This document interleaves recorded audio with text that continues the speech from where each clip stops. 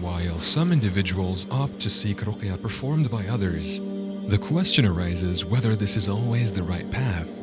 In this video, we delve into the 14 indicators that may suggest someone is engaged in interactions with jinn. We discuss why approaching such an individual for help might not be a wise decision. The purpose of this video is to share these signs and emphasize why maintaining distance could be prudent. Our aim is to inform you, enabling you to make informed choices and better discern what to watch out for.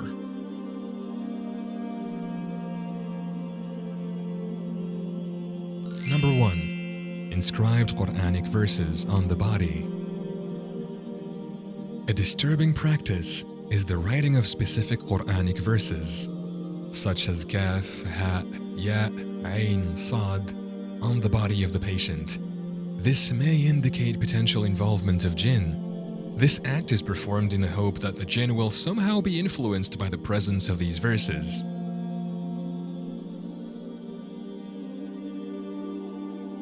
Number 2. Calling names and verses. A concerning sign is when the practitioner invokes names that are unrelated to the present individuals. This can indicate that this practitioner has made a pact with the shaitan and allowed jinn to enter their body. The invocation of specific Quranic verses can serve as a kind of access code for the jinn.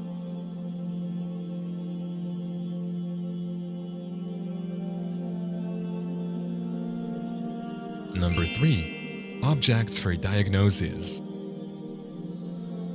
Another dubious practice involves placing a knot in a handkerchief and reciting verses while this is being done. This is done to determine the nature of the condition. For instance, pushing the knot upwards would be associated with sihr, downwards with possession, and in the middle with a normal illness. This is similar to methods used by sorcerers to diagnose the situation.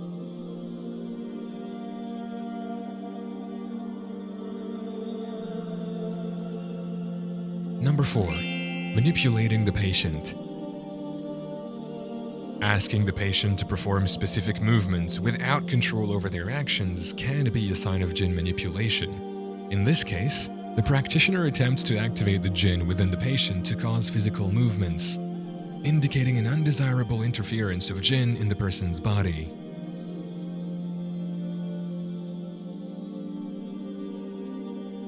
Number 5. Physical effects on patient. During a treatment, the practitioner may ask the patient to hold on to them. In this situation, the patient may experience a tangible sensation of someone holding them, even if no one is actually making physical contact.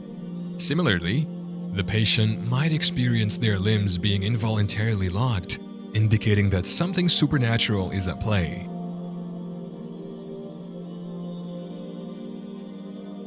Number 6. Stiffening of limbs. A disturbing phenomenon occurs when the patient is suddenly struck or cries without apparent reason or external stimuli. This is often attributed to the jinn present within the patient, responding to certain external impulses.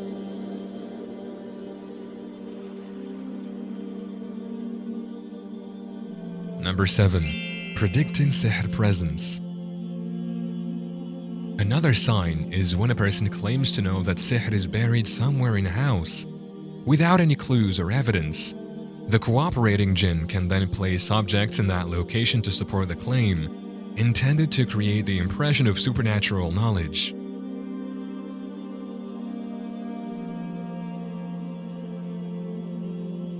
Number 8. Unsubstantiated claims. Often, this person will claim to know whether someone is possessed, affected by sihr, or has al-ayn without applying any form of ruqya, or without directly asking about the symptoms. They might also assert the number of jinn present. This indicates irresponsible and potentially misleading practices.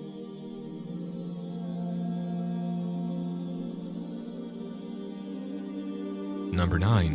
Physical abuse and manipulation. Some practices involve placing stones and sticks between the toes and manipulating them, as well as communicating with the jinn instead of performing the prescribed ruqya.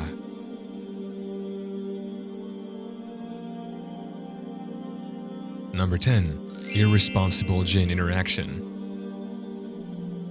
A troubling sign is when the practitioner asks the patient to look directly into their eyes during recitation. During this, the practitioner may physically deliver palpable strikes in the air, causing the patient discomfort and fear.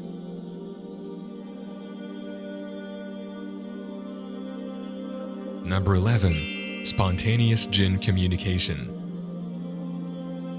It can occur that the jinn of the practitioner spontaneously begins to communicate with the jinn of the patient, indicating an unwanted and potentially harmful interaction.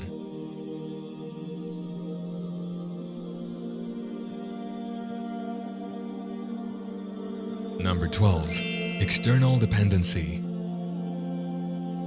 Another troubling sign is when the individual brings someone along with them, such as their wife, son, friend, etc. This often occurs because the jinn with whom they collaborate is present within the body of the person accompanying them. This indicates a reliance on the jinn for performing treatments and suggests potentially harmful intentions.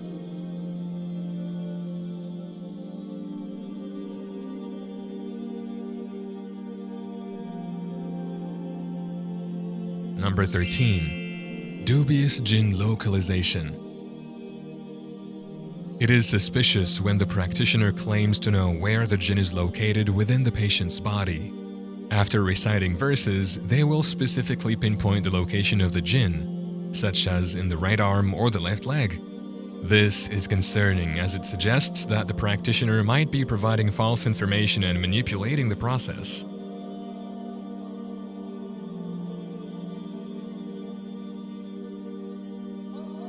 Number 14. Knife usage.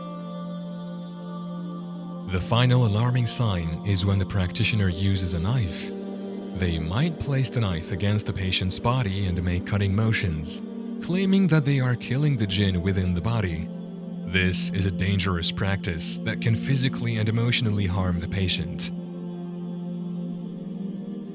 Therefore, consider this information as a warning and guidance for those engaged in ruqyah. Stay alert to manipulation and adhere to the established limits. By doing so, we can protect our community and work towards living in accordance with the teachings of Islam. Remember that the protection and guidance of Allah should always come first. If you're thinking about consulting a Raqī, click here to learn about the crucial qualities of a trustworthy and sincerely devoted Raqī.